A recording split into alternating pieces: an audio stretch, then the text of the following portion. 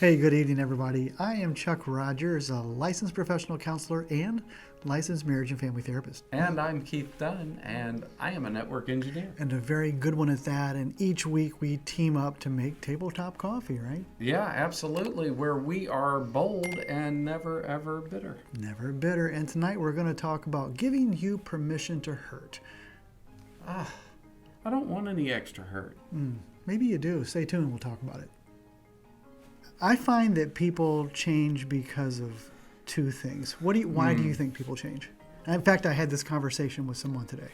Really? Yeah. Well, I think that a lot of times people will change because things continually get worse.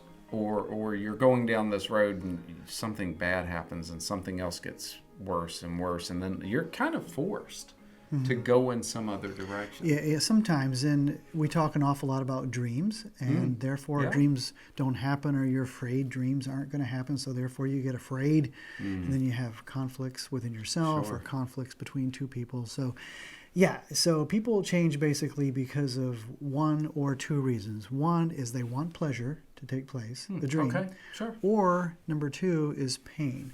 They're experiencing pain and they want it to stop. One of those two reasons. Yeah, that makes perfect sense to me.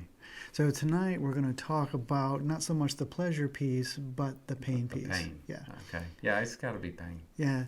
Pain is actually a really good thing because without pain, what would happen? Yeah, we wouldn't know if something was wrong. If you're talking about like a physical. Like physical, yeah. Yeah. If you didn't have pain, you wouldn't know if you had problems. Right. So if you touch a burner, because of the blessing of pain, you take your hand off that burner very quickly and you have a little bit of a hurt, but if you didn't have pain, your hand might sit on the burner, you continue like to a blister, steak, it would sizzle, the flesh would cook, could catch on fire. It'd be really bad. But because of the blessing of pain, you take your hand off the burner very quickly. Yeah. So pain is actually a blessing. And I was thinking about this a lot over the years. Many years ago, I was working, in a hospital setting. Oh, yeah. Yeah, we've talked about that a lot. I was in a psychotherapy group, and one particular lady in the group was experiencing a lot of pain in various ways, but she was experiencing relational pain because of her ex-husband and because of her son. And she'd gotten a divorce from her ex-husband. I guess that was how he became the ex-husband. That's how he got there. She got a divorce from her husband, and he became the ex-husband because he was quite abusive to her. And then she continued to experience a lot of pain in her life because of a teenage son. And she began to unfold her story about what he was saying to her and what he was doing to her, how he was taking advantage of her. And the group members would ask her questions, and she would share with them about what was going on. And she was giving him money to support his lifestyle. She was making the payments on his really nice pickup truck, wasn't obeying the rules of the home, et cetera, et cetera. And people in the group, what do you think their input was to her? Stop doing all of these things that are causing all of your pain. Yeah, Stop enabling this. Yeah, they said, stop making the payments on his pickup truck. Stop giving him money. And she said, I can't do that because he would be mad and he would be sad. And he was becoming really abusive to this lady. Okay. So at the end of group therapy, we would usually go around and summarize the group, and we would give our feedback. And I had some feedback to her, and I said, my advice to you is to be discharged from the hospital and go collect some more pain. And when you've had enough pain, then come back and we can help you at that point. But I don't think you've hurt enough quite yet. So go get some more pain. And then when you get enough, come back and we can help you.